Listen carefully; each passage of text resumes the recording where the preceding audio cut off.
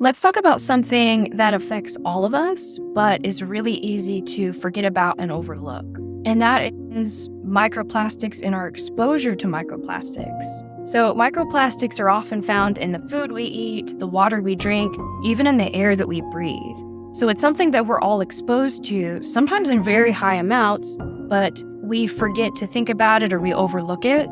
But when these microplastics enter our body and bloodstream, they are endocrine disruptors that affect our hormone balance.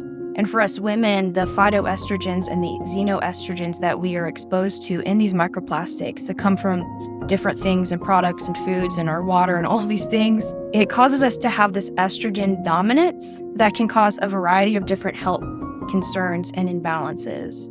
So microplastics are tiny plastic fragments that often come from larger plastic items that have broke down over time, or they're manufactured as small particles in like cosmetics, cleaning products, lotions, a variety of different things. So unfortunately, they do often enter our bodies through the food chain and our water and the air. So let's talk about how we can, number one, reduce our exposure to microplastics, but also detox our bodies from them as well. So the first thing we want to do is to filter our water and buy good quality water. Using a high quality water filter will remove the microplastics from our drinking water. So you want to make sure that when you're purchasing your water filters that you're specifically looking for a water filter that's designed to capture very small particles. We recommend a clearly filtered water filter. This even removes fluoride from your water. If you can find a water filter that removes fluoride, then it's going to be very good at removing microplastics and a variety of other toxins that we have in our water, because fluoride is very hard to get out of your water. Another thing you can do to reduce your exposure is to avoid single-use plastics. So try to switch to reusable alternatives like having a glass water bottle or having stainless steel. Try to use glass containers and use perhaps maybe a beeswax wrap if you need something like that. Another way that you can reduce your exposure is to buy clothes that are natural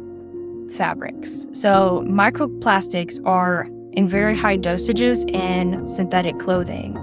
Try to find clothes that are natural fibers like cotton, wool, hemp, and linen. And you can also use a microfiber catching laundry bag when you're washing your clothes that you know are made from synthetic fibers and materials that are going to be high in microplastics in your clothes. So one thing that many of us maybe aren't aware of is how impactful the things that we wear are. So the clothes that you wear, the laundry detergents that you use, these things are going to end up in our bloodstream. So if you're wearing workout clothes and it's made from different polyesters and different materials that are derived from plastics, then when you're sweating and your pores are open, you are going to be absorbing those toxins from your clothes into your body. And the same thing goes for laundry detergents too. If you're using a very toxic laundry detergent, from the research I've done, I have found that Tide laundry detergent is the most toxic that we can be using. So just keep these things in mind. The clothes we're wearing, the things we're putting on our skin,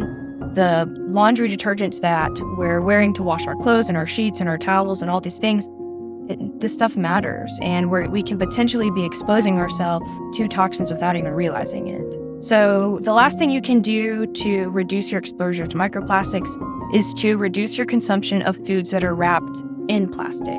Try to opt for foods that are fresh, unpackaged, produce. Try to store your leftovers and your food in glass or ceramic or stainless steel.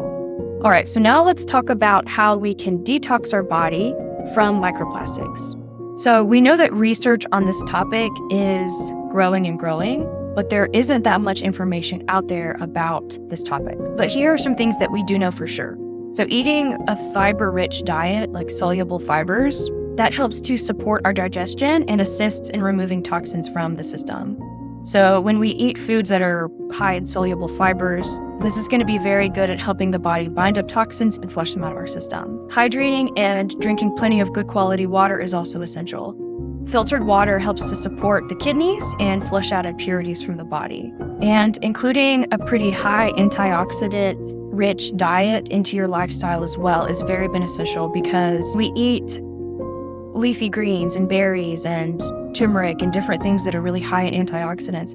That helps to combat oxidative stress that is caused by microplastic exposure. Exercise and a sauna and sweating is also an incredible thing that you can do to help your body eliminate toxins and sweat out those microplastics. And when it comes to different supplements you can take an activated charcoal, you can take shilajit. These are different things that are very healthy for the body and very good at binding up these toxins and microplastics so that we can flush it out of the body.